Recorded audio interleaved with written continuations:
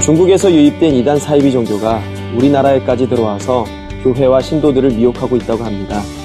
전능하신 하나님 교회, 일명 동방번개로 알려진 전능신교에 대해 알아보는 시간을 갖도록 하겠습니다.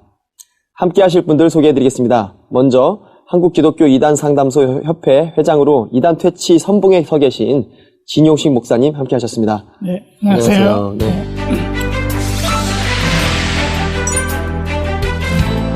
자, 그리고 한국교회 이단 사역 전문가 현대중교회 탁지원 소장님 오늘도 함께 하십니다. 네, 안녕하세요. 네.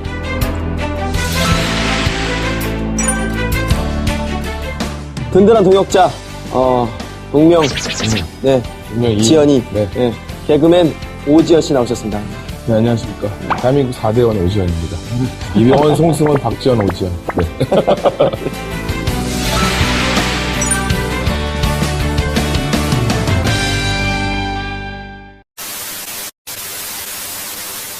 최근 각종 신문 언론에 전면 광고를 내면서 이목을 집중시킨 종교단체가 있었으니 수년 전 중국에서 들어온 전능하신 하나님 교회로 활동하는 동방번개.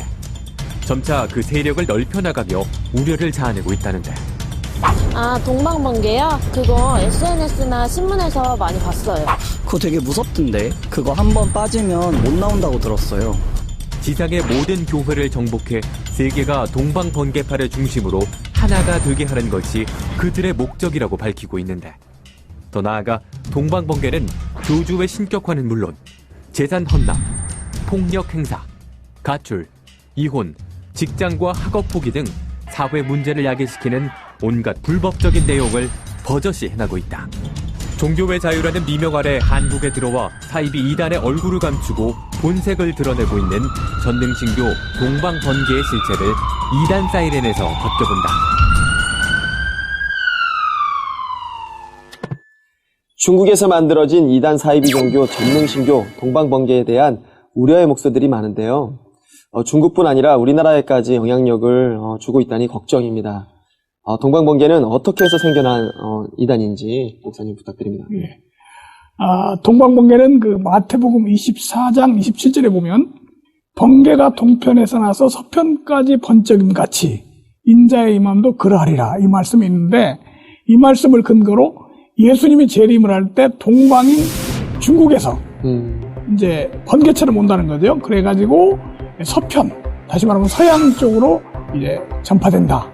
그래서 동방번개처럼 온다는 동방번개라고 하는데요. 전능하신 하나님 교회 또는 전능신교, 칠령파, 2차 구주파, 다양한 이름들을 많이 사용하고 있습니다. 처음에는 이제 전능신교를 만들어낸 사람, 교주가 조유산이라는 사람입니다. 조유산. 조유산이라는 사람이 이제 이 동방번개를 최초로 시작을 한 사람이죠. 전능신교, 칠령파, 동방번개 등 다양한 이름을 사용하는 종교의 교주가 조유산이라는 인물인데 중국 사람인가요? 네, 그렇습니다. 조유산이 1989년에 영존하시는 근본 교회를 세우고 본인을 권력의 주라고 이렇게 칭하면서 이제 교주가 됐습니다. 그런데 이제 동방번개가 이렇게 활동을 하다가 중국 정부의 체포령이 내렸죠. 그래서 막 동방번개를 체포해서 가두고 하니까 하남성으로 갑니다. 그래서 하남성에 가서 교회 이름을 바꿨어요. 참 하나님의 교회 이렇게 바꿔가지고 활동을 하는데, 그때 이제 양향빈이라는 여자를 만납니다. 그때 양향빈 여자를 만나서 그 조직을 하게 되는데, 양향빈을 포함한 7명의 그 제자들을 세웠는데 이걸 7영, 7영이라고 합니다. 그래서 7영파 그러죠. 근데 그 7사람에게 이름을 다 줬어요. 근데 양향빈한테는 전능이라는 이름을 주게 됐고, 그 다음에 이제 이 여자를 여자 그리스도로 세우게 됩니다. 그러니까 전능신교를 만든 사람은 조유산, 그리고 나중에 양향빈이라는 여자를 만나고 양향빈이 여자 그리스도가 되었다. 왠지 시작부터 너무 복잡한데요. 네. 네, 많이 복잡해요. 예. 조유산이 교주이고 그 제자였던 양향빈이라는 여자를 18살 때 만납니다. 그러니까 양향빈은 73년생이니까 조유산하고 나이 차이가 한 20세 이상 20세 차이가 나는 거죠. 그래서 이제 양향빈을 만나가지고 그 양향빈을 이제 여자 그리스도로 만들게 되죠. 그리고 양향빈하고 조유산이 이제 이 불륜 관계가 되는 거예요. 그래가지고 이제 95년에 양양빈과 조유산 사이에 아들을 낳게 됩니다. 그 아들이 이름이 조명이라는 아들이죠. 물론 이제 조유산은 그 전에 결혼한 사람이에요. 결혼한 사람인데 양양빈을 만나서 이제 불륜 관계로 된 사람들인데 이 두 사람이 이 단체 교주가 된 겁니다. 네, 중국 무협 영화에서나 나올 만한 이야기가 아닌가 싶은데요. 동방번개가 중국 여자 그리스도라는 주장인데 어떤 근거로 그렇게 주장을 하는 건가요? 한국의 이단은 동방을 한국이라고 하고 또 중국 이단은 동방을 중국이라 하고 참 우스울 수밖에 없는 일인 것 같습니다. 우리 진 목사님 말씀 잘 해주셨던 것 같습니다. 마태복음 24장 27절의 말씀을 인용하여서요. 번개가 동쪽에서 쳐서 서쪽까지 번쩍이듯이 사람의 아들이 오는 것도 그러할 것이다 라고 하는 것에 그리스도의 재림은 동쪽, 그러니까 즉 중국에서부터 하나님의 두 번째 성육신이 있게 됐다고 황당한 말을 하는 거지요. 그래서 동방 이 번개에서 계속해서 주장하는 것은 하나님의 첫 번째 성육신 되심은 남자로서 예수라 하고 두 번째 성육신이 여자로서 번개라 부른다고 하면서 중국과 여자 그리스도를 짜맞추고 있다라고밖에 볼 수가 없는 것 같습니다. 언뜻 듣기에도 좀 전유가 없는데 참 우리나라에까지 들어올 정도면 이 교세가 정말 만만치 않은가 봐요. 예, 그렇습니다. 혹자는 전 세계에서 기독교인과 이단이 제일 많은 나라가 중국이라고도 하고요. 물론 땅덩어리 퍼센테이지로 얘기한다면 한국 땅이 더 많을 수도 있겠습니다만, 그래서 중국의 이단들에 대해서 분류하자면 외국에서 들어온 이단들, 우리 한국에서도 신천지 등이 다 들어가 있거든요. 그러니까 그것도 우리 외국에서 들어온 이단들, 그리고 중국 자생적으로 발생한 이단들이 꽤 많습니다. 우리나라에도 많이 알려진 지방교회 같은 경우들도 있고요. 그래서 특히 자생하는 그런 중국의 이단들이 많이 있는데, 유명한 단체 중에는 호안파라고 하는 곳 있고요. 중생파, 제자파, 동방번개파 등 저희들이 다루었던 것만 해도 수십 가지 이상이니까 생각보다는 참 많은 것 같습니다. 이 동방번개 전체의 교세는 파악되지는 않고 있지만 이 하남성 이단대책협회에 따르면 하남성에만 이 전능신교 신도수가 80만 명, 그리고 저희들도 300만 명 이상이 안 될까 그렇게 좀 생각을 합니다. 그래서 중국에서 이들이 탄압을 받게 되자 우리나라와 미국 등 외국으로 도피하여 활동을 계속하고 있고요. 불호도 거점으로 삼고 또 보은, 횡성, 그래서 전역에 활동을 하고 있고 또 제주에 난민 신청을 하면서까지 또 들어올 그런 준비들도 하고 있다라고 하고요.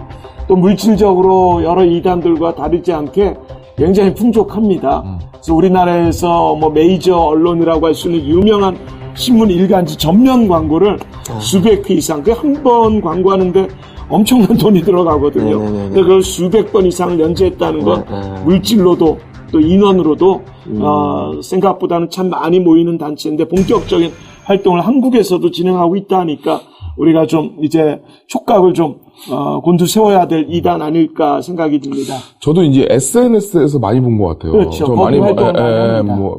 얼굴책이라는 거기서도 굉장히 많이 본 것 같고, 중국에서 어떻게 건너온 동방번개인데 이름만 들어도 이단 냄새가 좀 많이 풍기는데, 안타깝게도 이렇게 미혹당하는데 이유가 있을 것 같아요. 동방번개가 이제 가장 크게 내세운 것이 무엇인가요? 최근에 동방번개파가 이제 우리나라에서 신문에 전면 광고하고 전단지를 많이 살포하고 있습니다. 그 전단지를 보면은 이제 이런 내용이 나오죠. 마지막 시대에, 즉 최후 시대가 도래할 때 나의 이름은 여전히 변하게 된다. 여호와라고 하지 않고 예수라고도 하지 않고 더욱이 메시아라고도 하지 않는다. 능력이 큰 전능하신 하나님 자신이다. 구주는 이미 흰 구름을 타고 다시 돌아왔다. 구름 타고 오신다 이 말을 구름을 영이라고 해서 그 영이 직접 와가지고 양양빈한테 들어가서 전능하신 하나님이 됐다. 그렇게 말하고 있는데 바로 이 양양빈이죠. 이 문구야말로 이제 이단적인 특징을 잘 말해주고 있다고 볼 수가 있습니다. 대한민국이 동방의 빛이라는 얘기를 많이 듣거든요. 조용한 아침의 나라. 근데 번개 치듯이 주임이 재림한다. 그래서 동방번개. 조심해야 될 것 같기도 하고 어떻게 해야 할지 모르겠어요. 동방번개파는 본명을 사용하지 않고 이 가명과 암호를 사용하는 부분들이 좀 보였던 것 같습니다. 그래서 개인적인 상황과 관련된 구체적인 정체를 파악하기가 좀 어렵고요. 이 치밀하고 방대한 조직과 상당히 많은 재산, 앞서 말씀드린 것처럼 그 재산을 갖고 운영하고 있기 때문에 앞으로 행보에 대해서 좀 더 우리가 집중해서 경계해야 될 단체이라고 볼 수가 있겠고요. 또 이 사람들의 목적들을 보면 지상의 모든 교회를 정복하여 동방번개파로 돌아오게 하면서 온 세계를 동방번개파를 중심으로 하나가 되게 하는 것이라고 밝히고 있습니다. 그래서 많은 분들 하시는 말씀이 신천지보다 더하면 더했지 덜하진 않을 것이다. 그래서 나중에 한국교회가 동방번개 쪽에 관심을 갖지 못하면 한국교회는 정말 엄청난 피해를 입을 것이다라고 이미 아시는 분들은 그런 지적을 하고 계시는 것에 오늘 이 방송도 끝까지 잘 알고 또 대처해 주셔야 되지 않을까라는 부탁을 먼저 좀 드리고 싶습니다. 네. 그럼 여기서 어느덧 대한민국에까지 들어온 전능신교의 위험성과 사이비성을 현장에서 취재하면서 느끼고 계신 기독교 포털뉴스의 정윤석 기자님 연결해서 전능신교에 대해서 자세히 얘기 들어보겠습니다. 네, 연결이 됐나요? 정윤석 기자님. 그 중국에서 만들어진 전능신교가 우리나라에도 들어와서 많은 신도들을 미혹하고 있다고 하는데 기자님도 이 동방번개에 대해서 관심을 가지고 또 취재를 하셨다고요? 이란에 대해 취재를 하러 외국의 사례들도 많이 접하고 있는데요. 중국 쪽에서 우려 목소리가 들려서 관심을 좀 갖고 있어요. 2014년에 그 전능신교 관련된 사건이 일어나는데 산둥성에서 우씨라고 하는 일반인 여인이 포교에 응하지 않았다는 이유로 맥도날드에서 살해를 당하는 어마어마한 사건이 있었습니다. 그로부터 이제 집단 폭행을 한 곳이 동방번개 또 전능신교라고 하는 단체라는 게 알려지면서 이 문제에 관심을 좀 많이 갖게 됐습니다.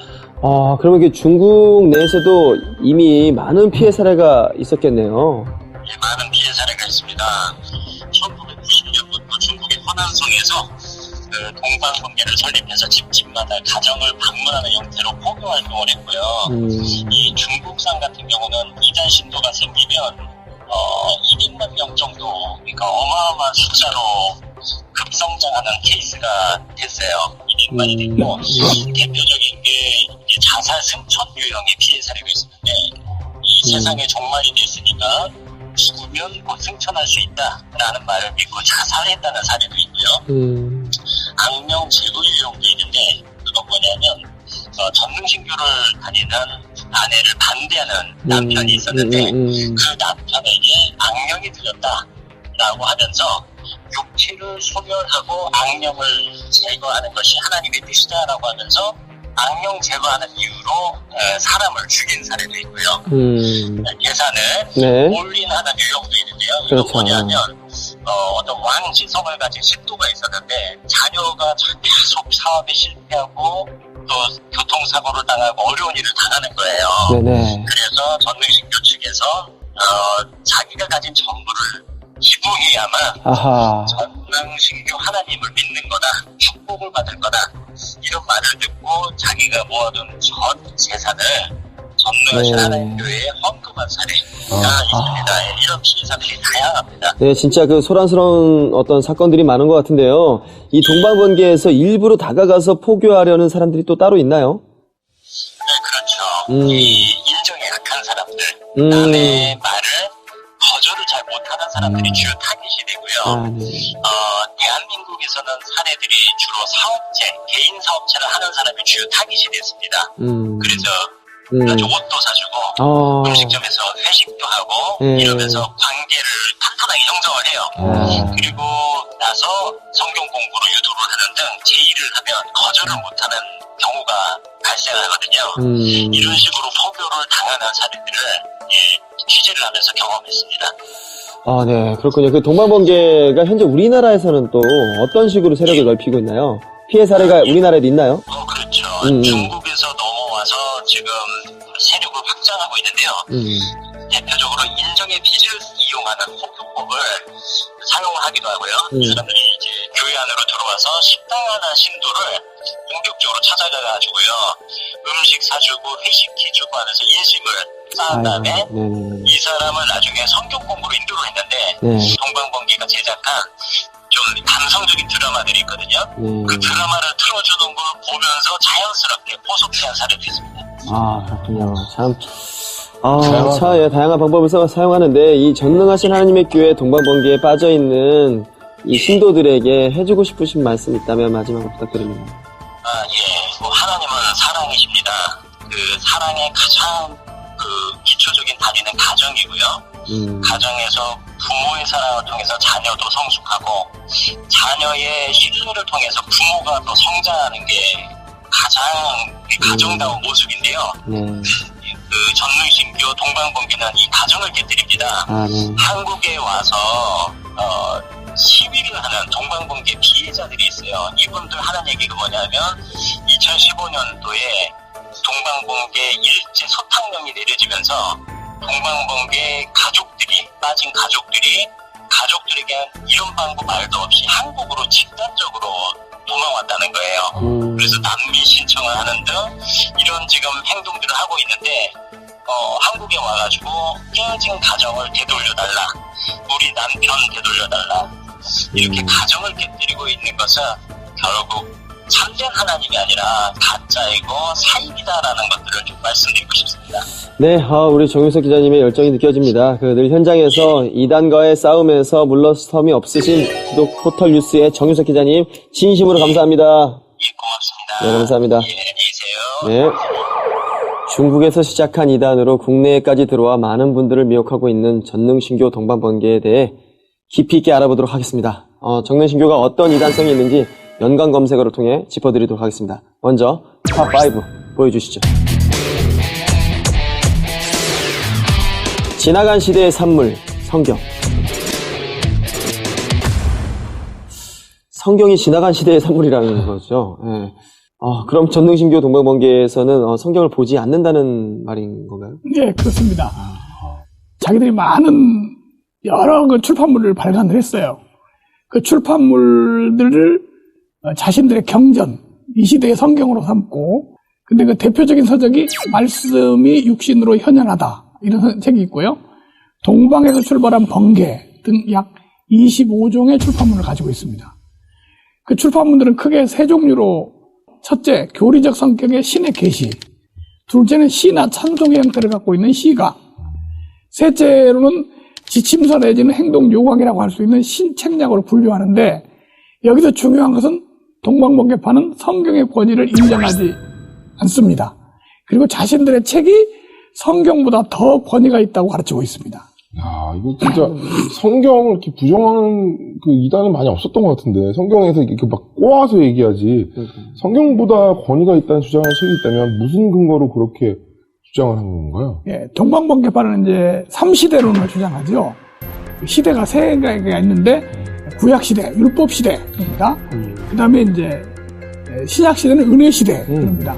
근데 구약시대 지나가고, 신약시대 지나가고, 지금은 국도시대가 왔다 그럽니다. 새로운 시대네. 예, 그래서 이제 신약시대는 지났고 국도시대가 왔으니까, 그래서 말씀이 육신으로 현현하다는 책의 내용을 보면은 여자 그리스도가 이제 1인칭이 되어서 내가 너희에게 말하노니 뭐 이런 형식으로 되어 있습니다.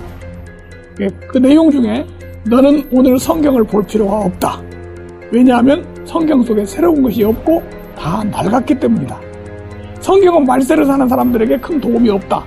임시 참고나 자료나 될 뿐이지 근본적으로 큰 사용 가치가 없다. 이렇게 주장을 하고 있습니다. 성경 대신 자신들의 책을 보라는 것은 나 이단입니다 하고 대놓고 말하는 것 아닐까 싶은데, 옳고 그름을 판단하지 못하게 세뇌하는 어떤 특별한 방법이 있나요? 우리나라에도 비슷한 이단들이 많았습니다. 성경의 98%가 거짓말이다라고 주장했던 천부교의 박대선 씨도 있고, 근데 여기 중국에도 이런 비슷한 사람들이 여러 있는 걸 또 알게 됐네요. 이 동방번개에서는 자신들이 출판한 책만이 하나님 자신의 현재의 말씀하심이고 진리라는 말을 합니다. 다른 이야기가 다 필요 없이 이거 하나만으로도 분명한 이단일 수 있다라는 걸 알 수 있겠는데요. 그래도 좀 더 자세하게 한번 말씀드려본다면, 동방에서 발한 번개, 하나님의 전 우주를 향한 소리, 말씀이 육신 안에서 나타나심, 그 영께서 말씀하신 그리스도의 발표하신 등과 같은 책을 내놓았는데 저자의 이름을 쓰지 않았으며 무료로 대량 공급하고 있습니다. 이 책들은 잘 만들어졌고 겉표지 설계도 잘 되어 있어서 사람들로 하여금 경계심을 갖지 않게 하고 있고요. 이 출판물들의 일부분을 가지고 의미를 단정하는 방식으로 성경 구절을 인용하고 고의로 성경 중의 구절을 곡해하고 성경을 잘 알지 못하는 그리스도인들로 하여금 자기도 모르는 사이에 빠져들게 만들고 있고요. 또 젊은 층을 대상으로 해서 유튜브 동영상, SNS 활용에 있어서는 타의 추종을 불허할 정도로 참 아주 심각한 포교가 젊은 층부터 어른들까지 그렇게 포교가 되지 않나 싶네요. 참 이게 오류가 있는 게 동방번개라는 말도 결국 마태복음에서 나온 말인데 성경을 부정하다니까 어떻게 보면 진짜 모순된 얘기가 아닌가. 성경 대신 동방번개에 대한 책만 읽어라. 소사님께서 이 팩트체크를 좀 해주셔야 될 것 같아요. 예, 성경의 작은 부분을 지극히 확대하거나 우리에게 중요한 것은 지극히 축소하는 것도 이단성이 있다라고 말할 수 있을 텐데 그 한면으로 보면 성경을 공격하고 해방하면서도 다른 한면으로는 성경을 인용하면서 성경 구절을 가지고 자칭 하나님이라고 하는 자를 지지함으로써 사람들이 속임을 받고 그에 대한 경배를 하게 됩니다. 예수님께서 제자들에게 말세의 거짓 그리스도가 나타날 때를 경고하시면서 특별히 그분의 말씀, 곧 성경의 중요성을 말씀하셨죠. 이 말세의 위험한 시기에 우리의 가장 좋은 안전보장은 바로 하나님의 말씀, 성경이기 때문에 우리 연약한 우리 백성들은, 우리 사람들은 이 말씀에 붙들려 살아가는 그런 삶을 살도록 다시 한번 우리 방송을 통해 다짐하는 시간 됐으면 좋겠습니다.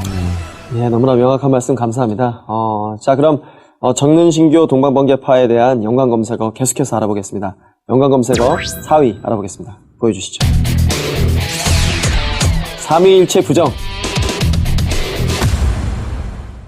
네, 거의 다 부정을 하네요. 성경을 보지 말라고 하더니 이제는 삼위일체까지. 네. 이거는 너무 멀리 간 것 같은데 이 전능신교에서 주장하는 것이 도대체 어떤 내용이죠? 예. 동방번개파는 이제 기독교라고 하면서도 기독교의 근본 교리를 다 부인하죠. 그 중에 이제 삼위일체를 부정하는데 바로 동방번개의 책 국도문답이라는 책이 있습니다. 그 내용에 보면 성부, 성자, 성령이 삼위일체라면 바로 세 분의 영인 것이다. 세 분의 영이면 세 분 하나님인데 그러면 유일한 참 하나님이 아니다. 하나님은 오직 한 분이고 하나님의 인격도 오직 하나이며 하나님의 영은 오직 한 분이다. 이렇게 말하고 있습니다. 그리고 하나님은 아버지가 없고 아들도 없으며 아버지와 아들이 함께 사용하는 도구인 성령이라는 학설은 더더욱 없다. 이 모든 것은 근본적으로 존재하지 않는 세상에서 가장 크게 잘못된 도리이다. 그래서 삼위일체가 잘못된다고 이렇게 주장을 하고 있습니다. 삼위일체를 부정하면 그 동방번개에서 주장하는 것은 뭐죠, 그러면? 그래서 동방번개는 이제 성부, 성자 이게 없어요. 그래서 동방번개는 아버지가 변해서 아들이 되고 아들이 변해서 실제의 영이 된다는 그런 일위일체라고 하는 자기들은 일위일체를 주장을 하고 있습니다. 더 나가서 성령을 성부와 성자가 사용하는 공부다 이렇게 지칭을 할 뿐만 아니라 이신칭의 즉 믿음으로 구원받는 거 이것도 부인하고 성령의 구원 사역도 부정하고 또 예수 그리스도를 통한 구원 사역을 불완전한 것으로 간주하고 오직 동방번개파에 속하여 그들의 교리를 믿고 여 그리스도에게 순종을 해야만 구원을 얻는다 이런 주장을 하고 있습니다. 성부, 성자, 성령의 삼위일체와 성령의 역사는 어떻게 보면 기독교의 핵심인데 그거를 부정하는 것 자체가 다시 한번 어떻게 보면 진짜 아니구나라는 생각이 안 듭니다. 탁소장님 이거 한번 팩트 체크 한번 더 해주시죠. 예. 삼위일체 교리는 개혁신학의 핵심이지요. 그래서 어떤 경우에서도 부정될 수 없는 기독교의 근본 교리입니다. 삼위일체 하나님의 진리는 성경 전체에서 특히 신약 성경의 기본적인 골격이면서 예수 그리스도의 성육신 때에 아버지는 아들을 보내셨고 아들은 성령으로 말미암아 동정녀 마리아의 뱃속에서 잉태되셨습니다. 그분이 이 땅에서 사역을 시작하실 때 요단강에서 침례를 받으시고 일어나실 때 아버지는 영을 사용하여 아들을 기름 부으셨고 그분이 사역을 하실 때에도 그분은 성령으로 말미암아 귀신을 쫓아내심으로 영광을 아버지께 돌리셨습니다. 만약 삼위일체 하나님을 부인한다면 성경을 부인하는 것이고 우리가 믿는 하나님을 부인하게 되는 것이고 그리스도인의 기본적인 신앙을 부인하는 것이기에 이것은 너무 중요한 근본적으로 신앙이 깨어지고 조각나는 것임에 틀림이 없을 것입니다. 소장님의 명확한 팩트체크 감사합니다. 계속해서 이어서 그러면 탑3 한번 보도록 하겠습니다. 지금은 국도시대. 전능 신교 동방번개에서 말하는 시대를 말하는 것 같은데요. 자기들 마음대로 시대를 나눈 것 같은데 국도시대라는 건 대체 또 무슨 말인가요? 예, 아까도 말씀을 드렸지만 이제 세 시대로 나누는데 그러니까 율법 시대, 은혜 시대는 지나고 지금 이제 국도 시대가 왔다는 거죠. 국도 시대는 하나님의 나라가 임하였다. 그 말에서 유래한 겁니다. 나라가 임했다 그런 뜻입니다. 그래서 특히 하나님에 대해서는 율법 시대는 여호와였고 은혜 시대는 예수였지만 국도 시대는 전능자, 양양부인이라고 주장을 합니다. 그래서 그 강림 방법에 대해서는 율법 시대는 영으로 오셨으나 은혜 시대는 남자로 오셨고 국도 시대는 여자로 오셨다 이런 의미죠. 그 모습에 대해서는 율법 시대는 육신이 없고 영이었으나 은혜 시대는 유대인의 모습이었고 국도 시대는 중국인의 모습으로 왔다 이렇게 말합니다. 결론적으로 이제 여자 그리스도는 중국에서 사람으로 오신 전능하신 하나님이라는 것을 주장하기 위해서 만든 게 3시대론 그리고 국도시대라는 논리를 말하고 있는 것입니다. 지금이 국도시대라고 하는 것은 결국 동방번개가 재림주라는 주장에 대한 당위성을 주기 위함인 거네요. 그렇습니다. 이 세 번째 시대, 바로 국도시대를 믿는 사람만이 실제적인 하나님, 바로 여성 그리스도를 볼 수 있고 만질 수 있으므로 구원을 받을 수 있다고 주장하는 거죠. 이러한 내용은 동방번개 국도복음이라는 책에 자세히 나와 있습니다. 여기 보면 하나님께서 첫 번째로 말씀이 육신이 되어 유대에서 구속사역을 시작하시기에 유대인의 형상을 취하셨습니다. 그러면 하나님께서 두 번째로 말씀이 육신이 되어 중국 정복의 사역을 하시기에 의심할 바 없이 하나님께서는 중국 사람의 형상을 취하신 것입니다. 이것은 이치에 맞는 일입니다. 비록 두 번째 도성 육신의 겉모습의 형상은 다르지만 전능하신 하나님과 주 예수님은 한 분의 영이 오신 것이고 육신은 아무런 관계가 없지만 영은 한 분임을 우리가 알아야 합니다. 이렇게 국도복음이라는 책에 나와 있습니다. 와, 성경을 읽지 않고 삼위일체 하나님도 부정하던 이제는 주님이 오실 시대도 마음대로 정해놨네요. 소장님, 진짜 팩트체크가 필요합니다. 오늘도 너무 어렵지요. 네, 어려워요. 그래도 밤잠 안 자가면서 이단들을 우리를 넘어뜨리기 위해서 열심을 다하는데 맞아요. 이 정도에 우리 믿는 분들의 투자는 있어야 될 거라 생각하니까 힘들더라도 마지막까지 끝까지 방송 시청해 주시면 좋겠습니다. 지난 2000년 이래로 많은 주님을 사랑하는 대부분의 성경학자들은 하나님의 옛 창조안의 시대를 4시대로 나눴지요. 첫 번째가 바로 율법전 시대인데 이 시대는 첫 번째 사람 아담으로부터 모세가 율법을 반포하기까지이며 이어서 하나님은 모세를 통해서 율법을 반포하심으로써 율법 시대를 이끌어왔습니다.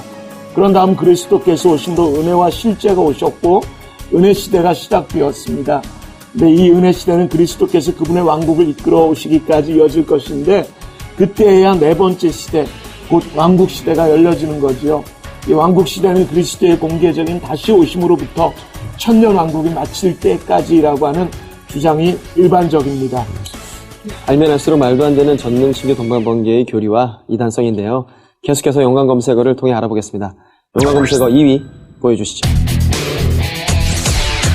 새로운 십계명. 성경을 읽지 말라고 하더니 드디어 십계명도 새로 만들었네요. 네, 무엇을 말하는 건가요? 예, 전능신교 동방번개파에서는 10조 행정이라고 하는 새로운 십계명을 만들었습니다. 그래서 자기들이 만든 그 십계명을 지켜야 한다고 이제 교육을 하고 있죠. 그 동방번개에서 말하는 10조 행정은 그들의 어떤 인단인지를 가장 잘 보여주는 어떤 행동 강령일 것 같거든요. 하나씩 보면서 말씀을 좀 해주시죠. 이 동방번개 주장하는 계명을 소개해 주시죠. 네. 그 제1계명, 사람은 하나님만을 경배하고 높여야 하며 자신을 망령되이 여기거나 스스로 높이지 말라. 여기서 이제 하나님은 여자 하나님 양양비를 말하는 겁니다. 그래서 하나님만을 높여야 된다. 이런 계명이고요. 두 번째, 사람은 하나님의 일에 유익하여야 하며 하나님의 일을 방해해서는 안 되며 하나님의 이름을 잘 지켜야 하고 하나님에 대해서 간증해야 한다. 여기서도 하나님은 계속 양향빈을 말하고 있습니다. 3계명, 사람은 금전 물질뿐 아니라 모든 재산이나 재물을 하나님께 드려야 한다. 이 재물은 제사장과 하나님 외에 사용하거나 누릴 수 없다. 여기서 이제 모든 물질과 재산, 재물을 전능하신 하나님 외에 바치라고 가르치고 있습니다. 그리고 여기서 말하는 제사장은 조유산을 말하고 있죠. 하나님은 양향빈, 여그리스도를 말하고 있습니다. 왜냐하면 사람이 바친 재물은 하나님을 즐겁게 하기 위한 것이기 때문에 하나님은 제사장과 같이 재물을 향유하고 사람은 이러한 자격과 권리가 없다. 그래서 이 사람들이, 성도들이 바치는 모든 재산은 이 두 사람만이 재물을 사용할 수 있다는 게 이 사람들의 내용입니다.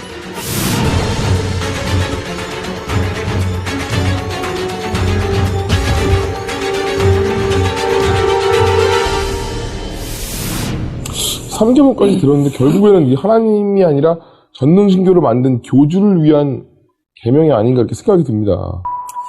그러니까요. 그 하나님이라는 표현을 쓰는 것 자체가 굉장히 참 네네. 민망한데요. 계속해서 계명을 또 볼까요?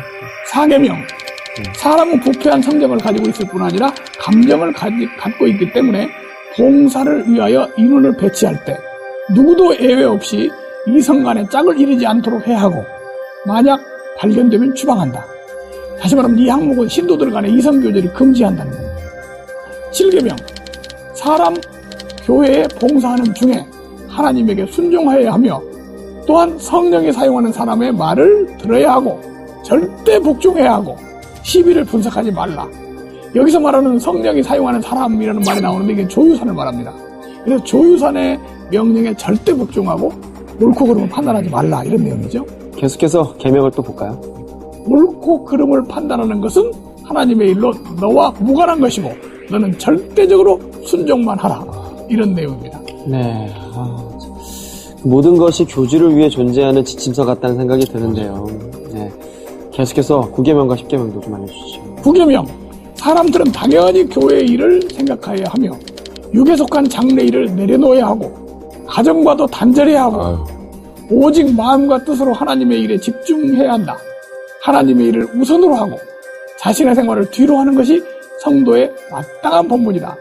여기서 장래 일을 위한 일도 포기해야 하고 가정도 단절해야 한다는 것은 이들의 사이비성이 얼마나 심각한 것인가를 제일 증거하는 화나는 것이라고 가정과 볼 수 있습니다. 단절하는 10계명, 하나님의 집에 사람이 부족하지 않기 때문에 안 믿는 친척, 자녀, 남편, 자매, 형제, 부모들은 억지로 데려오지 말고 필요 없는 사람이 와서 머릿수를 채우는 것도 필요 없고 자원한 마음이 없는 사람도 교회에 데려오지 말라. 여기서 보면 이제 교회에 대한 비난과 분쟁을 피하기 위해서 자원하지 않는 가족과 친척은 교회로 데려오지 말라고 가르치고 있습니다. 여기까지 항목을 이렇게 보면서 한숨도 많이 나오고 그다음에 누구를 위해 존재하는 항목인지 이것이 동방번개에 빠진 신도들은 그 10계명처럼 정말 지키고 있다고 생각하니까 진짜 안타까운 것 같아요. 소장님께서 말씀해 주세요. 뭐 20계명 보니까 네. 조유산하고 양향빈, 여그리스도만을 위한 어떤 뭐 독단적이고 반도덕적인 사이비성을 맞아요. 보기에 충분한 모든 내용들이었지 않았나. 감히 뭐 우리의 10계명과 비교조차 할 수 없는 것이라 생각 들고요. 보편적인 신앙에 대한 조항에 대한 것만이 아니라 자신들의 조직만을 위한 규칙이기 때문이 아닌가 싶습니다. 한마디로 전능신교 동방번개는 교리와 성경 해석의 문제 외에도 반사회적이고 반윤리적인 성향을 띠고 있다고 전 그렇게 좀 확신이 되네요. 그러니까 지금 하늘에 계신 하나님을 향한 거여도 되게 불쾌하거든요, 보기에. 맞아요. 근데 이제 여기는 그 사람을 위한 거라는 게 정말 참. 거룩한 분노의 마음이 듭니다. 네. 알면 할수록 전능신교 동방번개의 이단성이 대단하다는 생각밖에 안 드는데요. 용한 검색어 탑 1은 과연 무엇일까요? 보여주시죠. 이미 재림한 여자 그리스도. 앞에서 나왔던 검색어들은 결국 이 말을 보충하는 것이라 해도 과언이 아닐 텐데요. 맞아요. 그리스도는 이미 재림했고 중국인이시고 여자분이다. 이름은 양향빈이다. 그런데 재림 그리스도가 왜 여성이어야 하며 또 중국인이어야 하는 그 이유가 있는 건지 말씀 부탁드립니다. 예, 이제 앞에서 말씀드렸듯이 마태복음 24장 27절을 인용해서 번개가 동편에서 쳐서 서쪽까지 번쩍이듯이 이런 말씀에서 동편, 그게 바로 동방이다. 근데 이제 동방을 한국에서는 한국이라고 하고 필리핀 사람 재림주들은 필리핀이라고 합니다. 근데 중국에서는 동방하면 중국이지 다른 나라가 될 수 없다. 다 다른 나라는 중국에 속한 나라일 뿐이다. 이래서 동방을 중국이라고 합니다. 그래서 동방을 중국이라고 하니까 재림은 동방인 중국으로 와야 된다. 그래서 이제 이사야 41장 누가 동방에서 사람을 일으키며 이 구절 여기서 동방이 바로 중국이다. 이렇게 해가지고 이제 예수 그리스도의 재림은 동쪽으로부터 성육신해야 된다. 즉 중국으로 성육신해야 한다는 황당한 말을 하고 있죠. 또 이제 하나님이 첫 번째 성육신 되심은 남자로서 예수로 하고 첫 번째 초림은 예수로 왔고 두 번째 성육신 하시는 것은 이제 재림으로 번개라고 부르는데 이게 재림은 여자가 와야 된다. 그래서 교주인 여자 그리스도. 그래서 구속사역을 완성을 위한 재림 예수가 바로 양양빈이다. 이렇게 말하고 있습니다.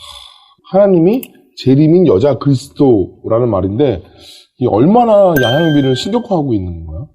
동방번개에서는 여그리스도, 이제 양양빈을 여그리스도라고 부르고 전능자라고 부르고 있습니다.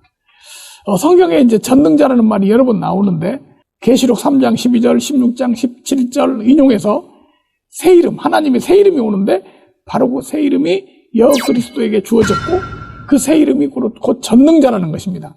그래서 이들은 이제 전능자가 예수 그리스도가 완성하지 못한 사역을 완성하게 되었고 전능자를 믿는 자만이 새로운 시대, 즉 국도시대에 들어갈 수 있으며 여그리스도가 한 시대를 열고 닫는 자이며 바로 전능하신 하나님이며 그가 사람들을 심판할 것이라고 주장을 합니다. 이 새 이름이라는 교리는 신천지, 안상홍 다 있습니다. 구약시대는 여호와, 신약시대는 예수. 그리고 지금 이 세 번째 시대에는 이 사람들은 전능자, 그래가지고 이제 양양빈을 말하고 있는 거예요.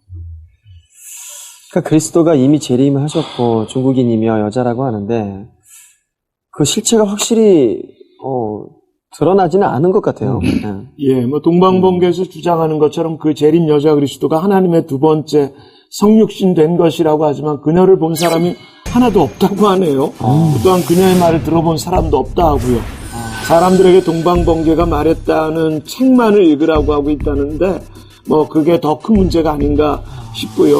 동방번개의 전도자들까지도 여성 그리스도라고 말하는 자를 본 사람이 없다라고 하니까 그 실체가 궁금할 뿐입니다. 그들이 질문을 받을 때 단지 반복적으로 말을 되풀이하면서 그들이 아직도 죄가 있기 때문에 하나님의 거룩한 몸을 볼 수가 없다고 말한다지요. 그들은 단지 여성 그리스도의 한 말에서 즉 그들이 인수한 책을 통해서 그녀를 믿고 있을 뿐입니다. 이단들에 의해서 이게 그리스도가 많이 재림했는데 이번에는 이제 중국에서 온 여자 그리스도. 예. 이거 정말 탁수사님께서 팩트체크 해주셔야 할 것 같은데요? 우리나라에도 여성 교주들이 좀 많아졌어요. 안산홍 쪽도 약간 여성 장길자 이대 교주도 있고요. 그렇죠. 또 성경이 그런데 재림주가 여성으로 온다는 우선 말은 없고요. 네.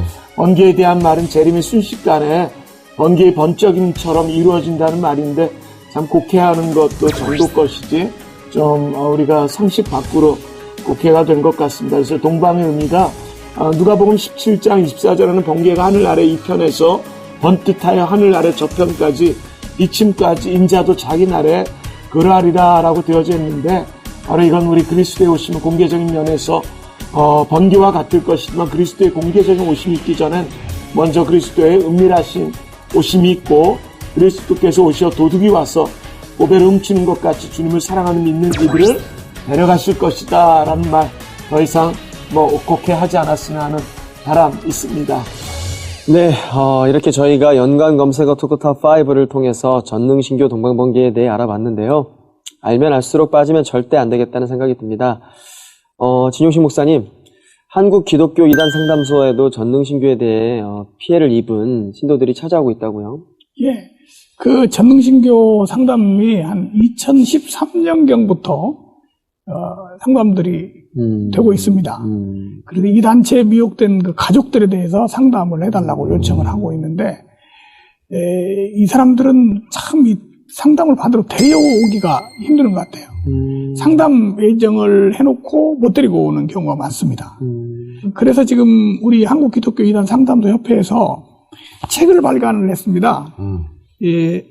조유선과 동방번개 실체 이런 책인데요. 이 책을 발간을 해서 지금 보급을 하고 있습니다. 워낙 인구도 많아서 한국까지 교세를 펼칠 정도면 그 세가 정말 만만치 않은 것 같아요. 얘기를 들어보면. 현재 우리나라는 어느 정도까지 퍼져 있나요? 그 현재 구로구에 5층짜리 빌딩을 구입해서 본부로 하고 있습니다. 그리고 이제 여자 교주 양양빈은 단속을 피해서 중국에는 없고 조유산과 함께 미국 쪽에 피신해 있다고 지금 알려지고 있습니다. 그 건물을 인수를 해가지고 그 집단 생활을 하고 있는데 한 1000명이 모여 있다고. 횡성 쪽에. 횡성 쪽에.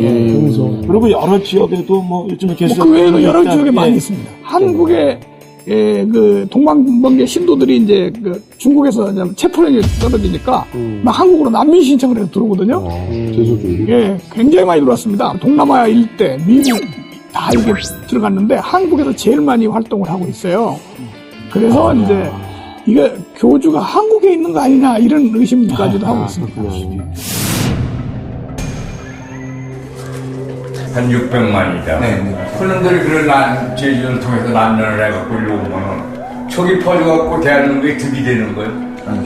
해만 되는 거거든요. 그러니까 엄청난 숫자란 말이에요, 여기. 어차피 별놈들이 다 올 거라고, 뭐, 범법자도 와도 모르잖아. 그렇게 들어와도. 그런 것도 문제라고, 사회적인 문제.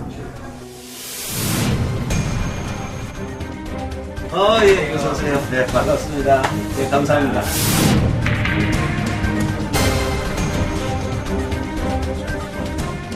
중국발 이단, 그러니까 동방번개에 대해서 연구를 해서 우리 교단에다 올려가지고 결국은 우리 교단에서 전능신교는 2단으로 규정이 됐고, 일단은 이제 제주도로 들어옵니다. 이제 제주도는 무비자니까.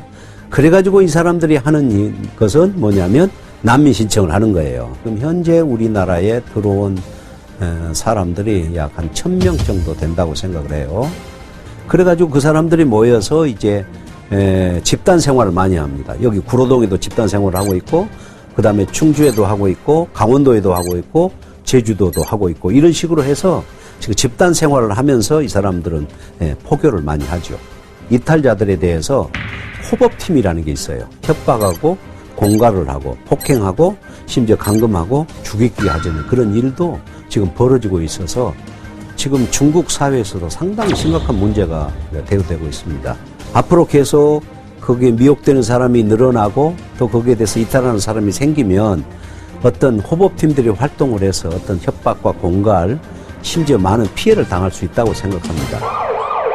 그러니까 더더욱 전능신교 동방번개의 접근 방법이나 포기 방법을 잘 알아둬야 될 것 같습니다. 예, 교회에서 이 부분을 조금 상세하게 좀 들어봐 주셨으면 좋겠어요. 저희도 계속 취재를 하고 또 제보자 이야기를 들어보니까 신천지하고도 좀 유사하다라는 그런 느낌이 많이 듭니다. 그래서 중국교회 2단 동방번개 요 책을 보면은 이 동방번개 포구여 전략과 세칙들을 기록하고 있는데요. 그 사업 핸드북의 일부 내부 파악에 관한 세칙, 2부 포교를 위하여 길을 펴는 일, 사전 공장에 관한 세칙으로 나누어 행동 지침이 소개되어 있습니다. 근데 거기에 내부 정탐이라는 게 있는데 교회 내부에 침입하여서 호감과 신임을 얻어서 교회의 교파, 교세, 그리고 인도자와 구성원들에 대한 세부 정보를 파악하는 일은 우리가 신천지를 통해서도 여러 번 들었던 부분이고요. 또 교회의 내부 상황을 파악하기 위한 기초 작업이라고 할 수도 있고, 내부 정탐은 그 대상 및 범위를 정하고 있는데 예수를 믿지 않는 사람, 지금도 계시를 받는다고 하는 사람, 신체적으로 심각한 장애를 가진 사람, 이것도 신천지에서 A, B, C 등급으로 나누어서 또 포교하기도 했던 것도 비슷한 것 같습니다. 삼자교회 또는 삼자교회에 속해 있지는 않지만 직간접적으로 삼자교회와 연결된 사람 등은 접촉 금지 대상자입니다. 그래서 하여튼 우리가 사람을 함부로 의심할 수는 없겠지만 최소한의 검증은 필요한 것 같아요. 네, 그 접근 방법이 신천지하고 매우 흡사해서 너무 놀랐는데요. 내부 정탐이라는 전문 훈련 방법까지 있다니 경각심을 가져야 할 것 같습니다. 예. 내부 정탐 외에도 또 다른 훈련이 있나요? 사전 공작이라는 게 또 있습니다. 친밀한 관계 형성 후에 관념을 돌리도록 진리를 말하는 단계인데 쉽게 말하면 성도들이 가진 성경에 대한 개념을 혼란하게 해서 자신들의 교리를 주입하는 방식이겠지요. 사전 공작이 없으면 목표를 이룰 수 없다고 할 만큼 이 단계를 매우 중요하게 여긴다 합니다. 그래서 사전 공작에 나서는 신도들은 말세에 대한 예언과 성경 구절에 대한 지식을 갖춰야 하고 임기응변 능력과 상대방의 심리를 장악할 수 있어야 한다고 합니다. 동시에 다투는 말투가 아닌 교제하는 말투로 사람의 형편에 대응할 수 있어야 하고요. 너무 조급하지 말아야 되고 우리들이 사용하는 영적인 용어들을 너무 많이 말해서도 안 되고 삼위일체를 부인하지 않고 하나님의 성별을 말하면 안 되고 정확하게 훈련을 시키네요. 맞아요. 이렇게 신원이 완전히 파악되지 않는 사람에게는 별로 중요하지 않은 주소를 주어야 하는 등의 원칙이 있는 것으로 알고 있습니다. 내부 정탐과 사전 공작. 이 두 말만 들어도 동방번개가 어떤 곳인지 알 것 같습니다. 예. 웃으면서 다가와서 모든 것을 이렇게 빼앗아가는 예수님에 대한 신앙심까지 없애버린다고 하니까 좀 이렇게 화가 나고, 예, 너무 무서운 마음도 있는 것 같아요. 네. 여기서 중국에서 건너온 전능신교 동방번개가 우리나라 분들에게 어떤 피해를 끼치고 있는지 저희 제작진이 직접 만났다고 합니다. 함께 보시죠. 그때 거기에서 난리 났었죠.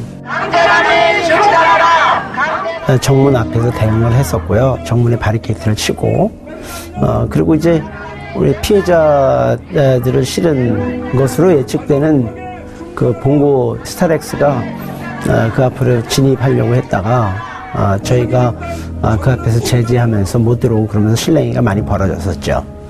그때 이제 피해자들이 와서 가족을 만나길 원해서 우리가 요청을 했습니다. 가족을 만나게 해줘라.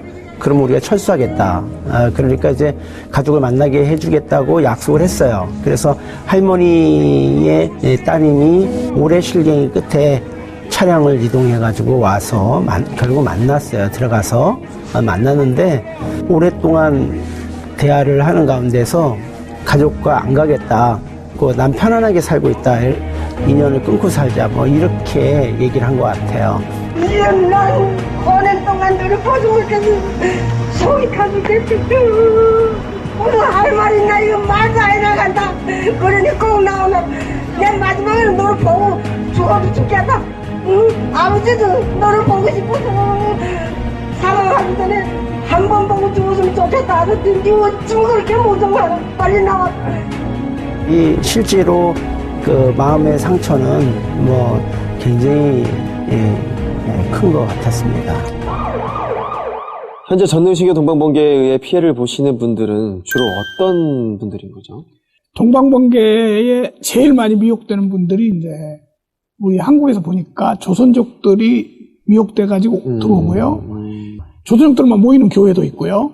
이런 교회들이 또 그 교인들이 많이 미혹이 되고 있고, 또 이제 이런 사람들하고 접촉을 할 수 있는 사람들이 자꾸 이제 미혹이 되고 있는데, 우리 상담사, 지난번에도 온 사람 보니까 나이가 많은 권사님인데 미혹이 됐더라고요. 그래서 이게 상당히 여러 분야에서 미혹이 되고 있는데, 이 사람들은 그 포교 대상을 불신자를 하지 않습니다. 교회 다니는 기성신자만 노리고 있으니까 조심해야 돼요. 그러니까 이 교회 잘 다니는 기존 교회 성도들이 포섭 대상이라니까 말만 들어도 어떻게 보면 오싹하고, 저도 이제 교회 다니니까 이렇게 접근하면 주의한다는 점이 또 있을까요? 네, 중앙 일간지 이야기 우리 계속 나눴지 않습니까? 네. 요즘 언론 플레이들을 잘해요, 이단들. 그러니까 우리가 메이저 언론이라고 해서 무조건 그 광고나 내용을 믿을 수도 없고, 또 가짜 뉴스의 문제가 요즘에 많이 오르내리는데 이단들에게도 가짜 뉴스가 많거든요. 그래서 대대적으로 광고를 내고 홍보하는 것에 포교를 시도한 이 동방번개가 SNS 포교에 열을 올리고 있다는 것을 우리 젊은 층들이 좀 알아야 될 필요가, 이건 매우 중요하다고 생각이 들어요. 그래서 보시는 분들 중에 우리 자녀들에게도 꼭 좀 같이 보시거나 말씀 주시면 좋을 텐데요. 각종 포털 쪽에 보면 동방번개를 검색하면 동방번개의 교리가 담긴 수많은 영상, 이미지, 블로그 및 카페 게시글이 노출됩니다. 그래서 이 웹 유튜브 계정과 홈페이지를 운영해 유입층을 늘려가고 있고요. 아까 우리 정인석 기자 말씀해 주신 것처럼 감성적인 어떤 드라마, 영화도 제작해서 퍼뜨리고 있다 보니까 이게 정말 기하급수적으로 늘어나지 않을까라는 염려가 좀 많이 됩니다. 맞아요. 저 페이스북도 그렇고 유튜브에서도 전능신교회에서 만든 영화가 많이 돌아다녔거든요. 그래서 청소년들이나 젊은 시대에 궁금해서 들어갔다가 혹시나 미혹당할까봐 좀 걱정이 많이 되더라고요. 그 한국 이단 상담소에서 전능신교 동방번개에서 빠져나오시는 피해자분들, 그분들을 위해서 또 어떤 교육을 하시나요? 예, 그 교육 과정이 있습니다. 그 동방번개에 빠진 사람들을 가족들이 이제 이렇게 상담 신청을 해서 와요. 그러면 동방번개에 가르치는 교리가 뭐가 잘못됐는지 하나하나 공부를 해서 돌아오게 됩니다.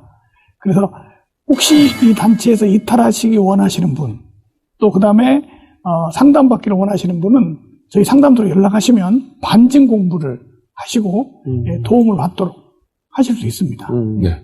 지피지기면 백전백승이다. 이런 말이 있잖아요. 그러니까 어떻게 해야 전능신교에게 미혹당하지 않을까요?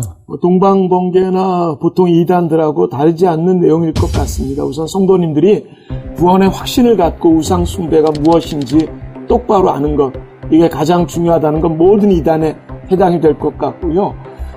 또 이단 세미나 강사님들이 이제 많이 세워지셨습니다. 그래서 교회가 적어도 2번 정도는 이단 관련 세미나가 아이들부터 어른들까지 있어야 될 것이고요. 관련 책자를 읽으면서 이단의 접근 방식을 제대로 파악하고 교회 밖에서의 성경 공부, 아무리 좋은 곳이라 할지라도 교회가 모르고 교역자님 모르고 검증되지 않은 것은 절대로 금해야 되는 그 원칙만 늘 기억해 주시면 좋겠습니다. 네, 기억하겠습니다.